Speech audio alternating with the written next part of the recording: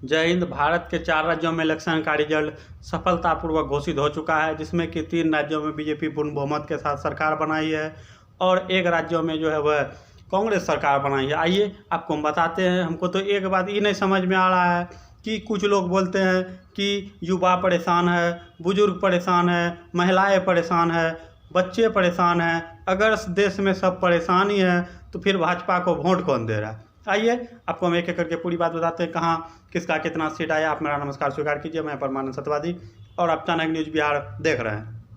भारत के 4 राज्य मध्य प्रदेश, छत्तीसगढ़, राजस्थान और तेलंगाना, इन 4 राज्यों का रिजल्ट सफलतापूर्वक घोषित हो चुका है।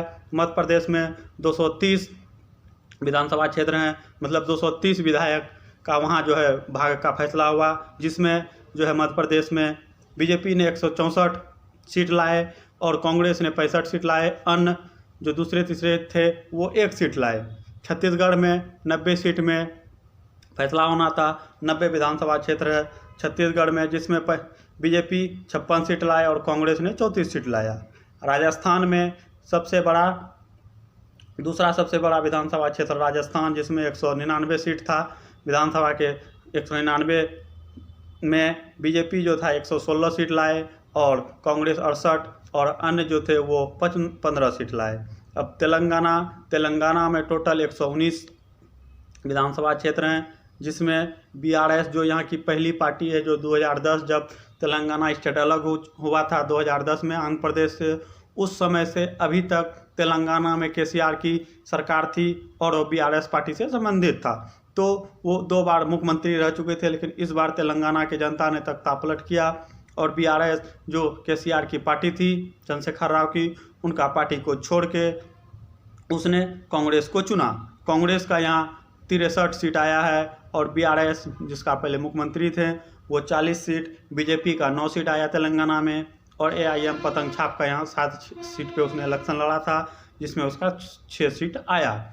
इन तरीके से पूरा हिंदुस्तान का जो लोगों की नज़र था इन मेन जगह पर, चूँकि भारत के ये हृदय हैं, मध्य प्रदेश भारत के बीच में पड़ता है और राजस्थान हो गया, छत्तीसगढ़ हो गया, ये सब पे सभी का नज़र था, जिसमें कि बीजेपी तीन राज्यों में अपना पूर्ण बहुमत के साथ सरकार बना चुकी है। अब देखना ये है कि पिछले 5 साल राजस्थान जैसे राज्य में, जहाँ की 199 विधानसभा क्षेत्र है, पिछले 5 साल अशोक गहलोत की सरकार में मात्र 5 साल में 35,000 से प्लस लड़कियों के साथ वहाँ रेप बलात्कार हुआ था, जिसमें कि 15,000 से प्लस लड़की व सिर्फ 12 साल के नीचे की लड़की थी, जिसका 15,000 ऐसे लड़कियां थी जिसकी उम्र 12 साल से कम उम्र की लड़कियां थी, वैसे लड़कियों के साथ बलात्कार हुआ था।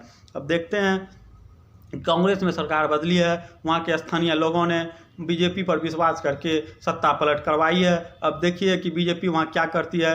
क्या जो लोग 35,000 लड़कियों का जिन्होंने बलात्कार किया है उन लोगों के खिलाफ कोई कानूनी कार्रवाई होती है कि नहीं होती है? अब देखना यह है कि क्या राजस्थान अभी जिस स्थिति में है अगले 5 साल में उससे स्थिति अच्छा होगा या उससे स्थिति बुरा होगा। लेकिन उम्मीद से जैसा लग रहा है, आपको याद होगा 2017 में भी उत्तर प्रदेश में बीजेपी का सरकार बना था और पिछले 8 साल में उत्तर प्रदेश में दुनिया का सबसे बड़ा एयरपोर्ट, सबसे बड़ा रेलवे स्टेशन, सब चीज़ जो है बढ़ के बन रहा है। तो उसी तरह सबको उम्मीद है कि राजस्थान में भी बदलेगा। बाकी अब 3 राज्यों में बीजेपी की सरकार, जिसे पूरा हिंदुस्तान, आपको याद होगा जिस दिन वर्ल्ड कप हुआ था, जिसको पूरा हिंदुस्तान पनौती कर रहा था, आज पता चला कि देश का असली पनौती कौन है। इसीलिए किसी को भी कुछ बोलने से पहले सोचना चाहिए। भारत के 3 राज्यों में पूर्ण बहुमत के साथ भाजपा ने सरकार बनाई है और तेलंगाना जैसे छोटे 4 करोड़ की आबादी वाले स्टेट में भी कांग्रेस ने सरकार बनाई और सारे तीनों स्टेट में बीजेपी ने सरकार बनाई है। तो आप जो है यहाँ से आने वाला जो समय होगा 2024 का जो इलेक्शन है, यहाँ से जो है उसका भी रास्ता साफ दिख रहा है कि आने वाले 2024 के इलेक्शन में बहुत लोग तो अभी से ही नारा लगा रहे हैं, लेकिन अब देखिए 24 में क्या होता है। लोकसभा चुनाव भी 24 में होना है। बाकी आप कांग्रेस और बीजेपी के बारे में क्या सोचते हैं कमेंट करके जरूर बताइए। तब तक के लिए जय हिंद, जय भारत, वंदे मातरम।